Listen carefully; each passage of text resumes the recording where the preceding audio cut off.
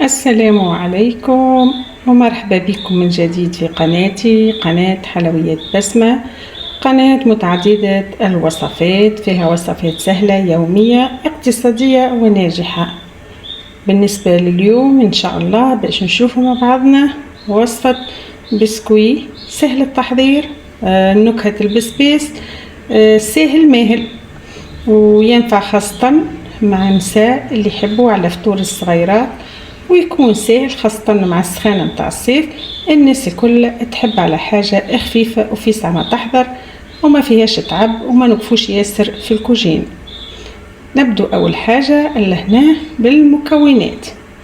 عندي لهنا بيضتين، المكونات اقتصادية ما فيها حد شيء، متوفرة في كل بيت. عندنا نصف كأس من الحليب، كأس من السكر، نصف كأس من الزيت النباتي، واحد خميرة الحلويات، واحد سكر فانيليا، وعندي لهنايا بسبيس ريحته هذايا للنكهة، والبسكوي يجي شيء كبير بنين ويحضر في رمشة عين.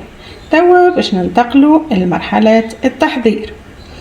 إلا هنا عندي البيضتين باش نضيف عليهم كأس من السكر، ونقوم بالخلط جيدا. لازمنا نخلطه حتى يذوبك السكر ويتضاعف حجم الخليط. بعد حركت السكر باش نضيف الحليب، خاطر لهنا الحليب باش يساعد في ذوبان السكر. حركته شويه. توا باش نضيف الحليب، نصف كأس من الحليب، ونضيف معاه ساشيت السكر فانيلي. اكثر من هكا ما فماش بسكوي اسهل منه.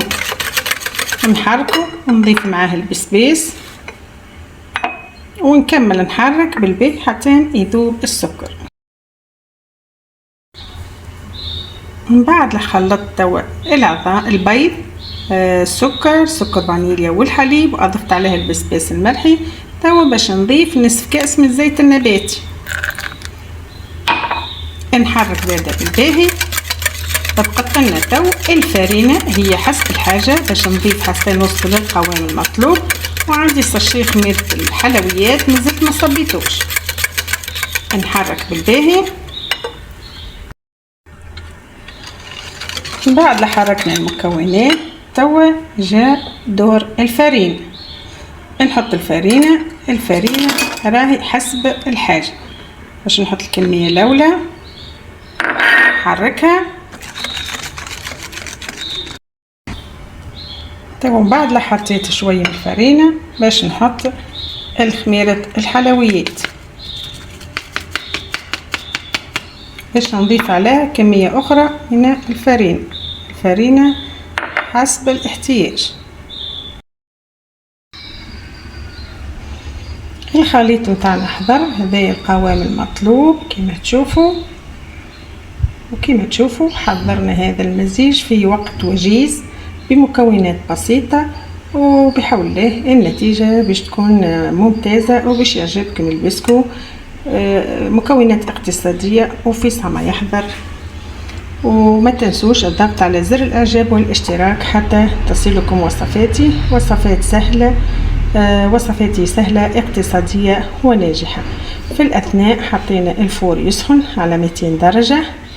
ولهنا عندي البلاطو هذايا المدور متاع الفور، دهنته بالزيت، رشيت عليه الفرينة. وتوا بقالنا كان باش نصب الخليط نتاعنا في البلاطو. طيب كملت صبيت المزيج نتاعنا الخليط في البلاطو. هو بسكوي اما يطيب في الصينية في البلاطو اقل تعب من غير ماكينة. صبيته في البلاطو ومن فوق رشيت عليه الجلجلين. وتوا نحطوه في الفور. بعد اللي سخناه على 200 درجة نقصوا درجة الحرارة ل 150، وبحول الله ما يفوتش 15 دقيقة ويحضر لنا البسكوي نتاعنا. وتوا نرجع لكم نشوفوا النتيجة مع بعضنا. البسكوي نتاعنا حضر، الريحة ما نحكي لكمش، ريحة البسبيس فيه شيء كبير. هذايا البلاطو نتاعنا ماهوش خبز بكاتو، ماهيش كيك، راهو بسكوي بالحق، ويجي في الصينية ابنين ياسر. الحاجة الباهية فيه اقتصادي، مكونات متوفرة في كل بيت، سهل التحضير بدون تعقيدات. وزيد يحضر فيسا ما يشدلناش الوقت بدون تعب بدون مجهود.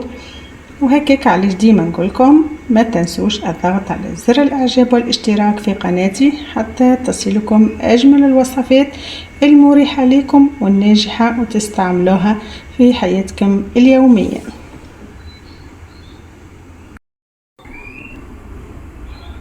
حبيت نوريكم لهنا انه هو بسكوي هشوش شيء كبير، حطيت لهنا المرسوات شوفوا كيفاش بالحق شيء كبير سهل التحضير.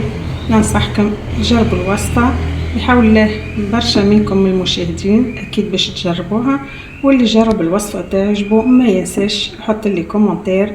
وتوا ما بقى لي كنقولكم الى اللقاء في فيديو جديد، وان شاء الله تعجبكم وصفاتي. الى اللقاء.